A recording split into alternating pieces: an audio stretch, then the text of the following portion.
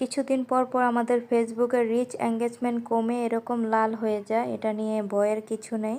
তো আমার কিছু ভিডিওতে কপিরাইট ক্লাইম আসছে, নোটিফিকেশনে দেখেন লেখা আছে your video have copyright action from right holders. আমার যে ভিডিওগুলোতে আমি মিউজিক ইউজ করছি এই মিউজিকগুলো কপিরাইট আসছে, যার কারণে এই ভিডিওগুলো আমাকে ডিলিট করে দিতে হবে।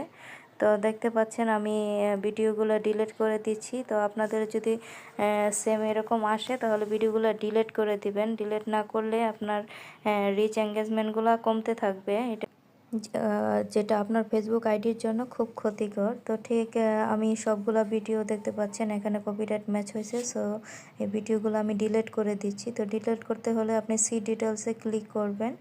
ক্লিক করার পরে আপনার অপশন আসবে, এখানে ভিডিওটা ফেসবুক আপনাকে জিজ্ঞেস করতেছে ভিডিওটা রাখবেন কি না। তো আমি রাখবো না, রিমুভ ভিডিওতে ক্লিক করলে এই যে ডিলেট ভিডিও আসলে ডিলেট অপশনে ক্লিক করলে ভিডিওটা ইউর ভিডিও ওয়াজ রিমুভ। তো এভাবে একে একে আমার প্রত্যেকটা ভিডিওই আমি রিমুভ করে দিচ্ছি দিতে পারবেন। তো ফেসবুক থেকে মিউজিকের ভিডিওটা ডিলিট করে দিবেন। ডিলিট করার আগে আপনি ভিডিওটা স্ক্রিন রেকর্ড করে রাখতে পারেন। যেরকম আমার এই ভিডিওগুলা যেই আমার ইম্পর্টেন্ট যে ভিডিওগুলো আমার ভালো লাগে ওই ভিডিওগুলো আমি আপনার করে রাখছি, স্ক্রিন রেকর্ড করে রাখছি। পরবর্তীতে আমি ভয়েস দিয়ে এই ভিডিওগুলো আবার ফেসবুকে দিব।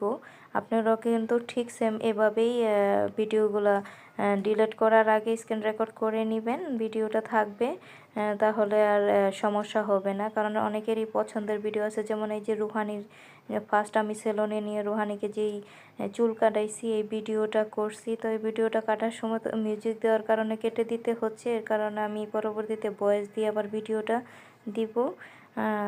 কারণ এটা আমার খুব একটা ইম্পর্টেন্ট ভিডিও। রুহানিকে ফার্স্ট আমি যেহেতু সেলুনে নিয়ে চুলটা কাটছি। তো এভাবে আপনারাও আপনাদের নোটিফিকেশনে যদি দেখেন যে ভিডিও কপিরাইট ক্লেম আসছে তাহলে